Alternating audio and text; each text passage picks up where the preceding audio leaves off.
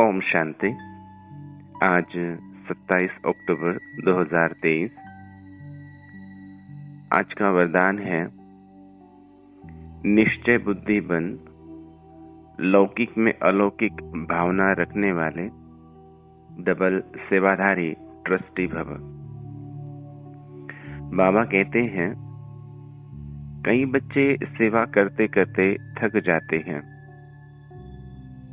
सोचते हैं यह तो कभी बदलना ही नहीं है। ऐसे दिल शिकस्त नहीं बनो। निश्चय बुद्धि बन, मेरेपन के संबंध से न्यारे हो चलते चलो। कोई आत्माओं का भक्ति का हिसाब चुकत होने में थोड़ा समय लगता है, इसलिए धीरज धर, साक्षीपन की स्थिति में स्थित हो, शांत और शक्ति का सहयोग आत्माओं को देते रहो। लौकिक में अलौकिक भावना रखो, डबल सेवाधारी ट्रस्टी बनो। तो आज बाप दादा हमें डबल सेवाधारी ट्रस्टी बनने की प्रेरणा दे रहे हैं, वरदान दे रहे हैं। ये संसार परिवर्तनशील है और हर क्षण परिवर्तन हो रहा है। एक परिवर्तन जो ड्रामा अनुसार हो रहा है, जैसे दिन रात का चक्र चल रहा है, इसे कोई चला नहीं रहा है, ऑटोमेटिक मोड पर है। ऋतुओं का चक्र चलता है, पृथ्वी सूर्य के आसपास घूमती है, तो ये चक्र नेचुरली चल रहा है और ये सृष्टि का चक्र भी निरंतर चल रहा है। तो एक परिवर्तन जो निरंतर हो रहा है, उसके लिए किसी को कोई विशेष मेहनत करने की आवश्यकता नहीं पड़ रही है। और एक परिवर्तन वो होता है, जैसे हम अपने शरीर को भी देखें, वो भी परिवर्तन हो रहा है, निरंतर हो रहा है। प्रकृति में भी परिवर्तन हो रहा है। लेकिन यहाँ इस पुरुषोत्तम संगम युग पर अब यहाँ बाबा हमें ज्ञान और योग देकर अपने जीवन को परिवर्तन करने के लिए कहते हैं। अब यहाँ हमें परिवर्तन लाना होता है। अब हम अगर ड्रामा पर छोड़ दें, तो जिसके लिए बाबा कहते हैं कि कई बच्चे दिल शिकस्त हो जाते हैं, निराश और हताश हो जाते हैं, चाहे अपने पुरुषार्थ के प्रति या अन्य आत्माओं के पुरुषार्थ के प्रति, उनके जीवन के प्रति दिल शिकस्त होकर कहते हैं कि जो भी पद होगा, जो भी भाग्य होगा, वो मिलेगा, चाहे वो स्वयं के प्रति या फिर अन्य आत्माओं के प्रति। परंतु यहाँ बाबा ही हमें कहते हैं कि ये परिवर्तन हमें लाना है, और कोई भी परिवर्तन करने के लिए शक्ति की आवश्यकता होती है, ज्ञान की आवश्यकता होती है। या फिर कहते हैं ना कि कोई भी घटना घटित होने के लिए स्थान, व्यक्ति और समय, ये तीनों भी बातें निमित्त होती है, तब कोई भी घटना घटित होती है या फिर परिवर्तन होता है। तो ये भी तीन बातें हैं, और शक्ति की भी बात है और ज्ञान की भी बात है। तो बाबा यहाँ हमें कहते कि बच्चे, हर आत्मा को आज संसार में, सभी आत्माएं अगर देखें तो इन 63 जन्मों में विषय विकारों के अधीन होने की वजह से बहुत वीक हो गई है, बहुत कमजोर हो गई है। अज्ञान का अंधकार कहें या फिर विकारों की धूल इतनी जमी हुई है कि आत्माएं खुद को पहचान नहीं पा रही है। और 63 जन्मों के संस्कार है, और यहाँ आज बाप दादा उसमें से एक जो संस्कार है वो है भक्ति का संस्कार। तो ये 63 जन्म का संस्कार इतना पक्का हुआ है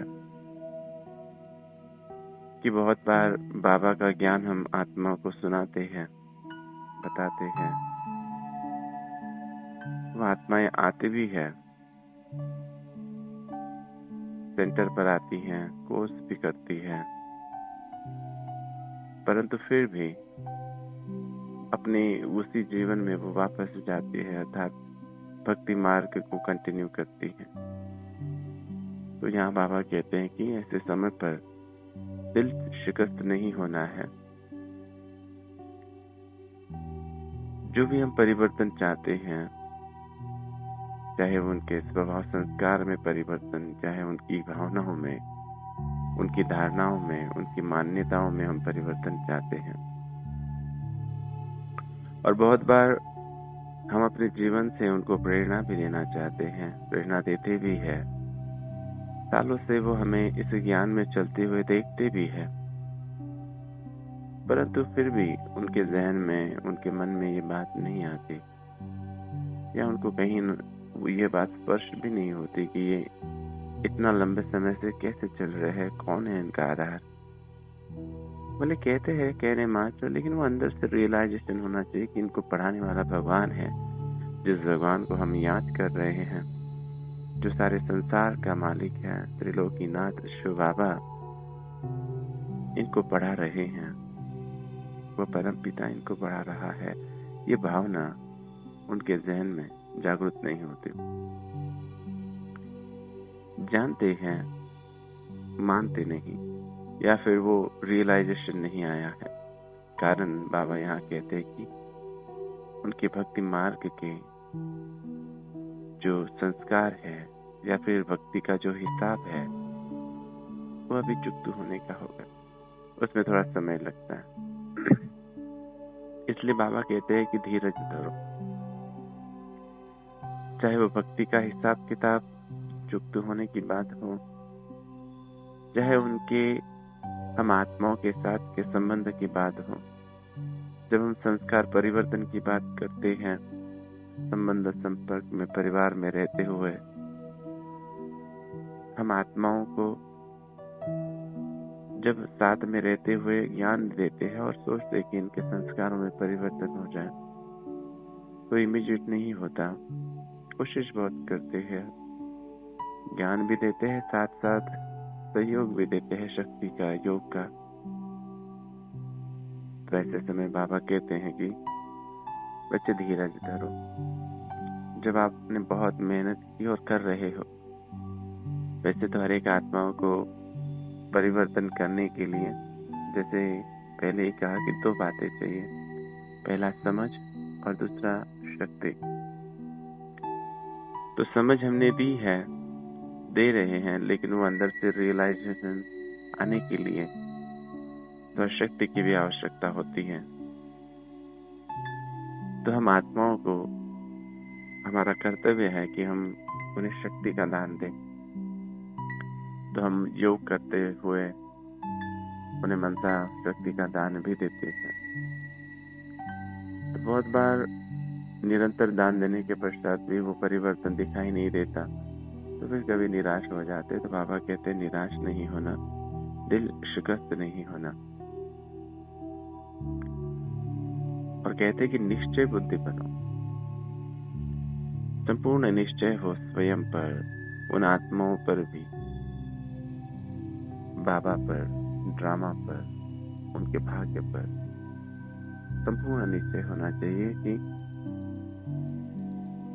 यह आत्माएं है ही श्रेष्ठ आत्माएं, यह आत्माएं है ही दिव्य आत्माएं, जो हमारे संबंध संपर्क में आई हुई आत्माएं हैं। सोचो कि बाबा कहते कि आप बच्चे श्रेष्ठ आत्माएं हो, पद्मा पदम भाग्यशाली आत्माएं हो, कोटों में कोई और कोई में भी कोई आत्माएं हो, आप विजयी रत्न आत्माएं हो। जब ऐसी श्रेष्ठ आत्माएं हम हैं, तो सोचो हमारे संपर्क में आने वाली, हमारे संबंध में, हमारे साथ रहने वाली आत्माएं कितनी भाग्यशाली होगी। तो ये निश्चय होना चाहिए हम लोग जिनके साथ में भी रहते हैं कि हाँ, यह भी पद्मा पदम भाग्यशाली आत्माएं हैं। भले भगवान को नहीं पहचाना, लेकिन जिसने भगवान को पहचाना, उनके साथ में रहने का भाग्य इस आत्मा को प्राप्त है। तो ये भी पद्मा पदम भाग्यशाली आत्मा है। तो निश्चय बुद्धि बनो, संपूर्ण निश्चय हो आत्माओं पर, अपने पुरुषार्थ पर, अपने आप पर भी। कभी कभी लगता है हमें कि शायद मेरा योग इतना शक्तिशाली नहीं है, इसलिए ये आत्मा परिवर्तन नहीं हो रही है। कभी कभी लगता है कि शायद मैं इतनी धारणा युक्त नहीं होंगी या होऊंगा, इस वजह से ये परिवर्तन नहीं हो रहा। तो उनका परिवर्तन जब तक नहीं होता तब तक हम थोड़ा अशांत हो जाते। लेकिन यहाँ बाबा हमें कह रहे कि बच्चे निराश नहीं हो, दिल शिकस्त नहीं हो, अशांत नहीं होना है। निश्चय बुद्धि बनो कि हर आत्मा तो परिवर्तन होना ही है। ड्रामा ही बना हुआ है परिवर्तन के लिए। हर सेकंड परिवर्तन हो रहा है और ये होगा ही, जिसको बाबा कहते हैं ना कि हुआ पड़ा है। हमेशा समझो, बाबा कहते हैं कि बच्चे हुआ पड़ा है। उस दृश्य को देखो,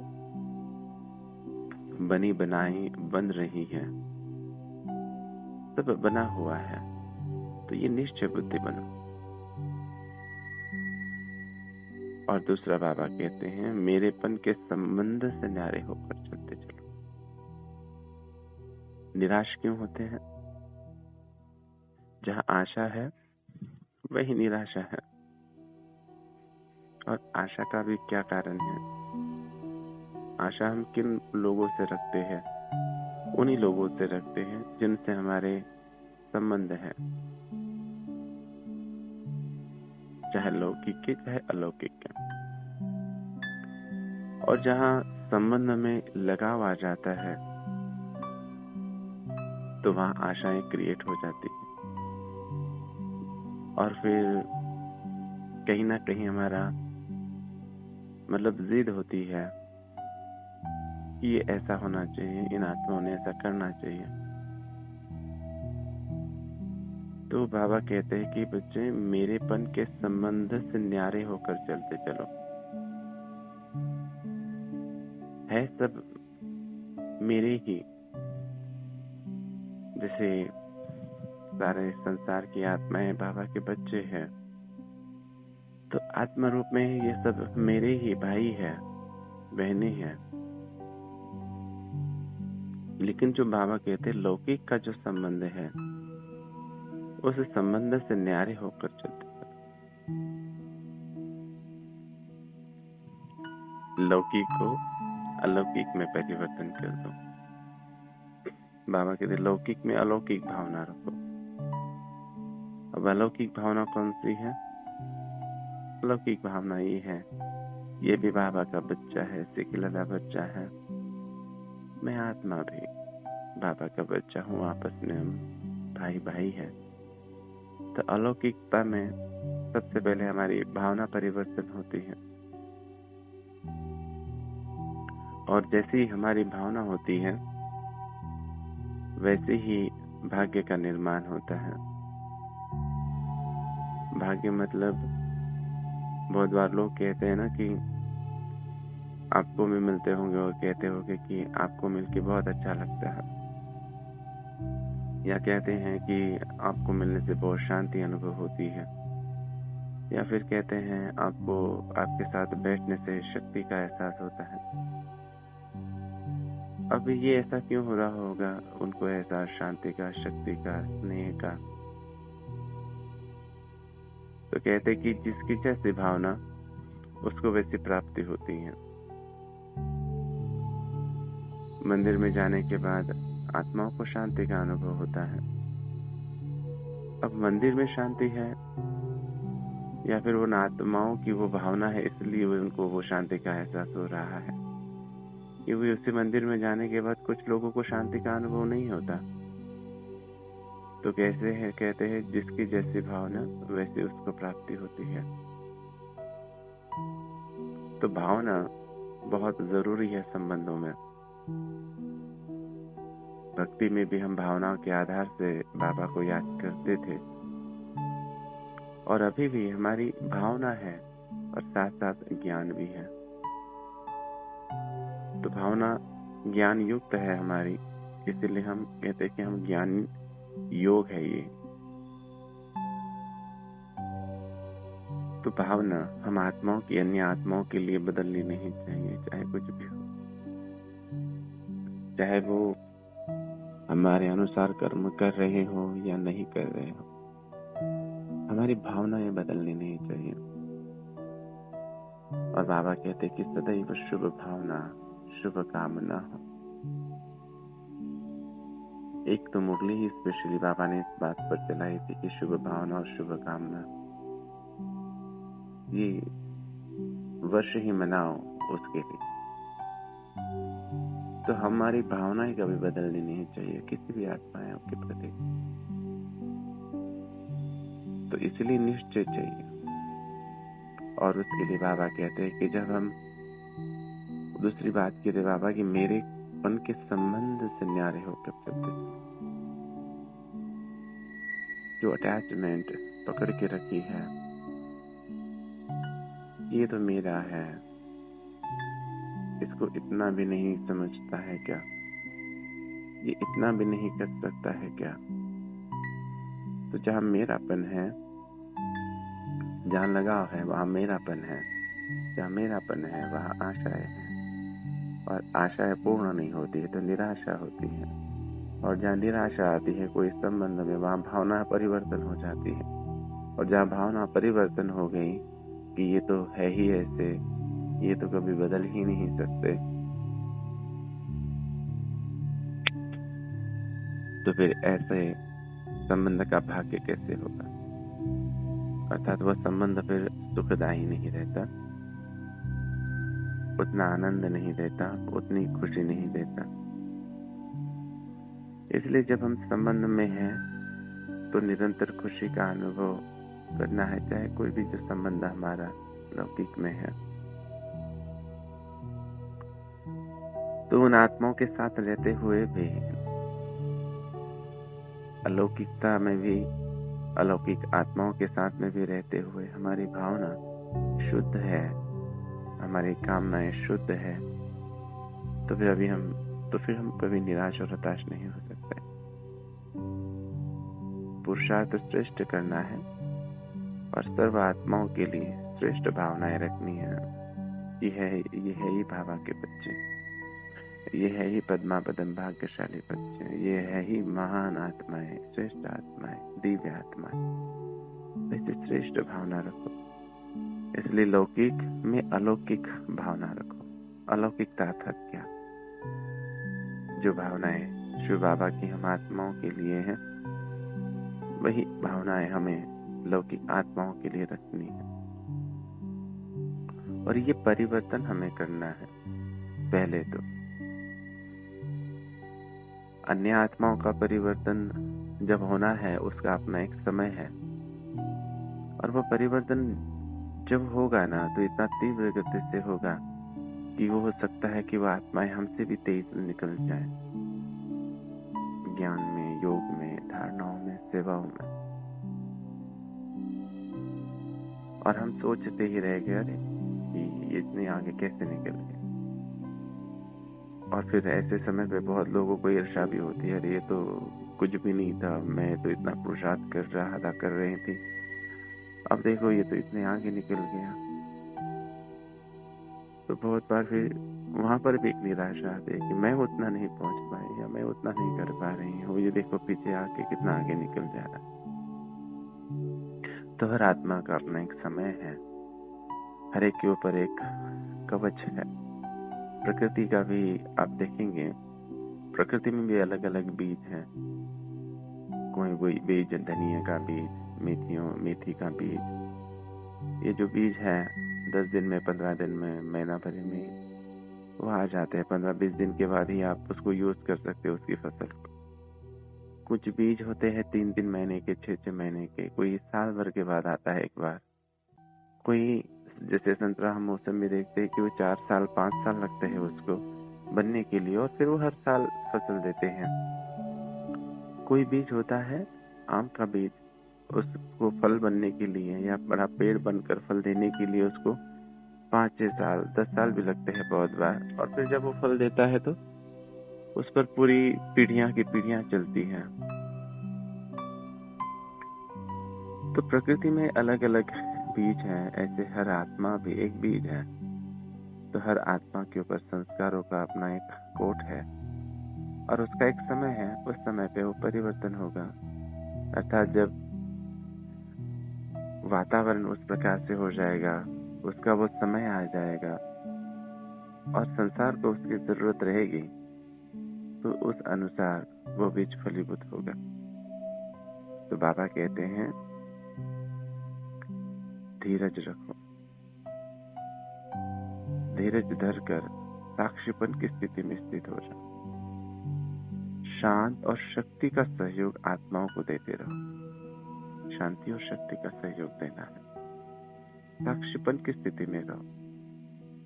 साक्षीपन क्या है?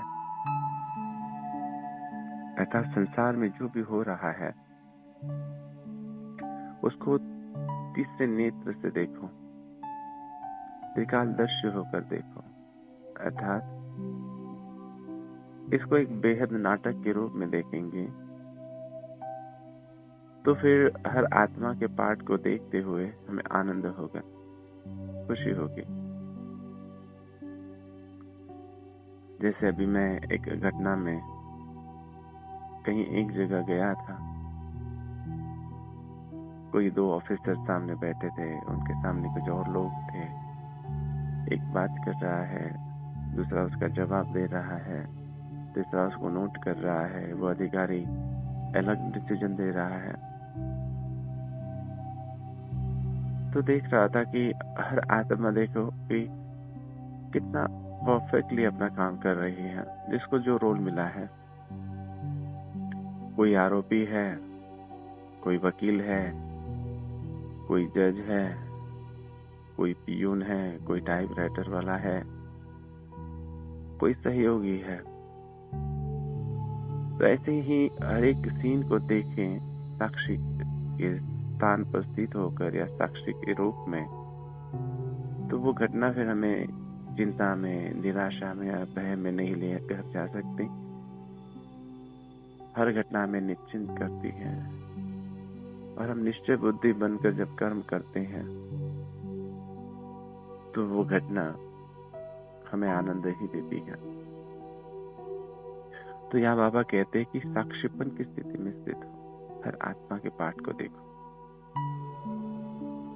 जैसे शिव बाबा अपने समय पर आता है, संगम युग में, इस अंतिम समय में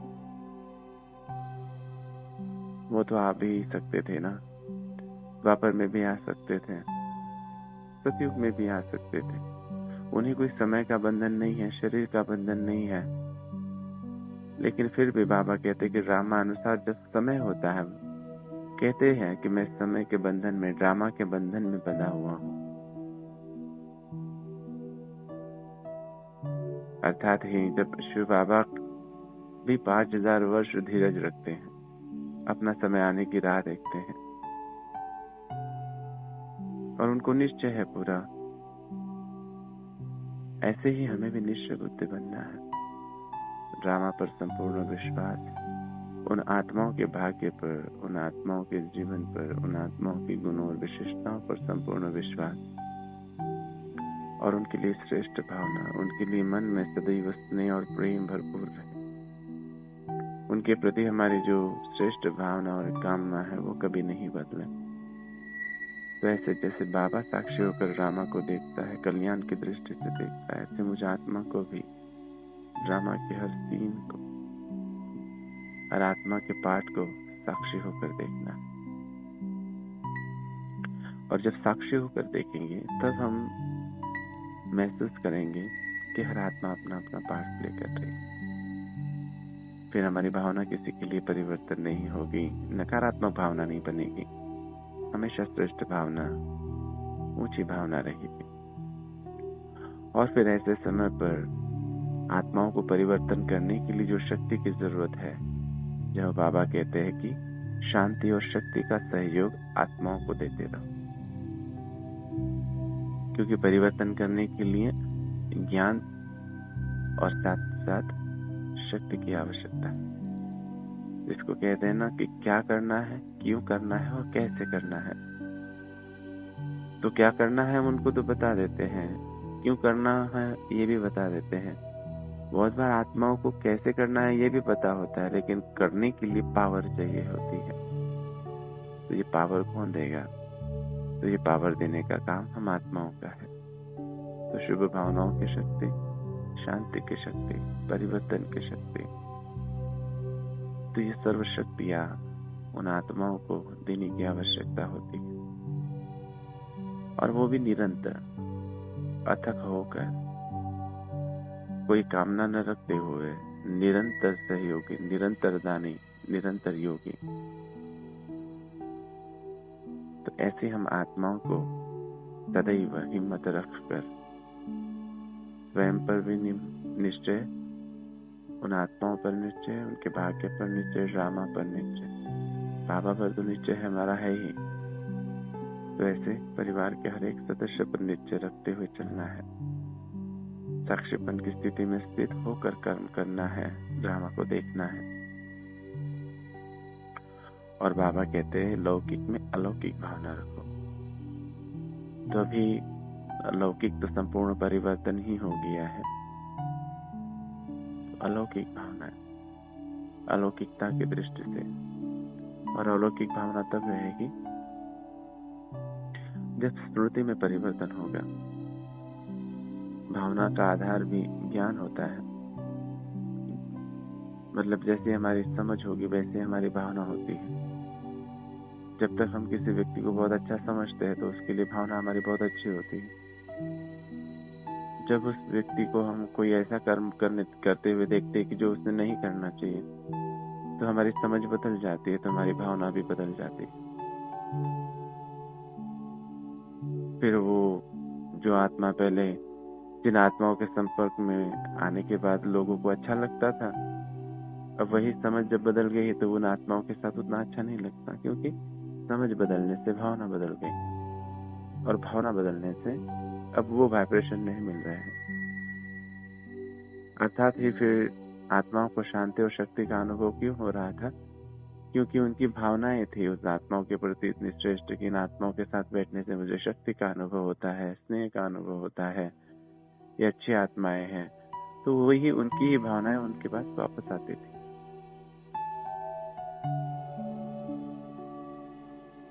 तो ऐसे अपनी समझ को हमने परिवर्तन कर लिया है। हर आत्मा के साथ में रहते हुए हम ज्ञान के तीक्ष्ण नेत्र से सबको देखते हैं, सर्व आत्माओं को देखते हैं। तो समझ से भावना परिवर्तन हो गई। तो लौकिक में अलौकिक भावना रखो, बाबा कहते हैं। और डबल सेवाधारी ट्रस्टी बनो। तो सिर्फ एक सेवा नहीं, वैसे देखा जाए तो बिना ज्ञान के जो भी हम सेवा करते हैं वो एक ही सेवा हो गई।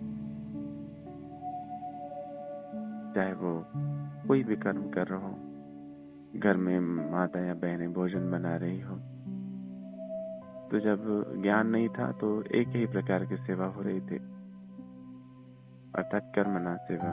और कर्म करते हुए जैसी भावना थी उन आत्माओं के प्रति, तो वैसे ही कर्म होता, और उस कर्म से फल भी उसी प्रकार से प्राप्त हो जाता था। जैसे भावना बहुत श्रेष्ठ हो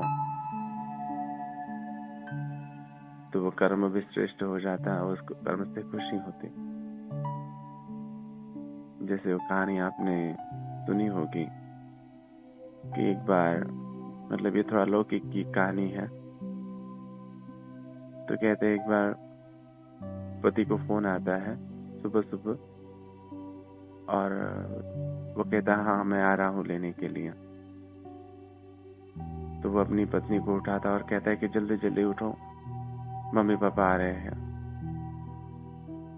और वो कहती है क्या आज संडे है, आज छुट्टी का दिन है, आज तो आराम करने दो, ये क्या सुबह सुबह आप बता रहे हो, और आज के दिन कोई आता है क्या? बहुत निराश नाराज होकर मजबूरी से नींद से उठे और लग गई तैयारी करने के लिए। अब उसे लगा कि मम्मी पापा आ रहे हैं तो मजबूरी है, करना ही है। तो बेमन से सारी चीजें करने लगती है, तैयारी कर वही रोटियां थोड़ी सी जल रही है तो भी ध्यान नहीं है, सब्जी भी ऐसे बेमन से बना दी। तो 3-4 आइटम जो भी बनाने हैं बना कर वो डाइनिंग टेबल पर रख देती हैं। तब तक उनके जो पति है वो लेकर आ जाते हैं। तो दरवाजे पर जैसे बेल बजती है तो सामने जैसे ही देखती हैं तो आश्चर्यचकित हो जाती है और एकदम शॉक हो जाती है, क्योंकि वो उसके ही मम्मी पापा थे, उसके पति के मम्मी पापा नहीं थे। तो वो देखती रहती मम्मी की तरफ। तो मम्मी कहती है, ऐसा क्यों देख रही है? तुम्हें जमाई जी ने बताया नहीं था कि हमारे हैं? वो कहते ऐसी बात नहीं है। वो स्वागत करती है, उनका अंदर लेती है, बिठाती है। वो फ्रेश होकर फिर जब डाइनिंग टेबल पर बैठते हैं भोजन करने के लिए, तो वो देखती है उसकी माँ की रोटी जली हुई है और बाकी सारी चीजें भी उतनी सही नहीं है। वो सोचती है कि मेरी बेटी जो इतना अच्छा खाना बनाती है आज ऐसा क्यों खाना बनाया। तो फिर धीरे धीरे उसको पूरा मामला समझ में आ जाता है और पति भी थोड़ा सा अंदर ही अंदर मुस्कुराता है। तो बात ये है कि हमारी भावना कैसी है हर आत्मा के प्रति रिश्तों में, तो वैसा ही तो कर्म होगा। भावना ऊंची होगी तो कर्म भी ऊंचा होगा। तो इसीलिए भावना, यहाँ बाबा कहते हैं कि लौकिक में अलौकिक भावना रखो। अलौकिक अर्थात सदैव स्नेह, सदैव प्रेम, सदैव निश्चय, सदैव विश्वास। जैसे शिव बाबा की भावना हम आत्माओं के लिए है, ऐसी ही भावना हर आत्मा के लिए हमारी हो संबंध में रहते हुए। तो फिर ऐसी जैसी भावना वैसा भाग्य, अर्थात वो फिर भावना में कर्म किया हुआ कर्म में सुख देगा, शांति देगा, आनंद देगा। और खुद को ही नहीं, जिन आत्माओं की हम सेवा कर रहे हैं उनको भी आनंद मिलेगा, खुशी मिलेगी और सर्व आत्माओं से हमें दुआएं प्राप्त होगी। और ये दुआएं भी हमें जीवन में आगे बढ़ने में बहुत मदद करती। तो ऐसे बाबा कहते डबल सेवाधारी और ट्रस्टी बनो। तो ऐसे निश्चय बुद्धि बन, लौकिक में अलौकिक भावना रखने वाले डबल सेवाधारी ट्रस्टी आत्माओं को सदैव धीरज रखकर हर कर्म करने वाली बाबा के दिल तक नशीन आत्माओं को स्नेह भरा याद प्यार और ओम शांति, ओम शांति, ओम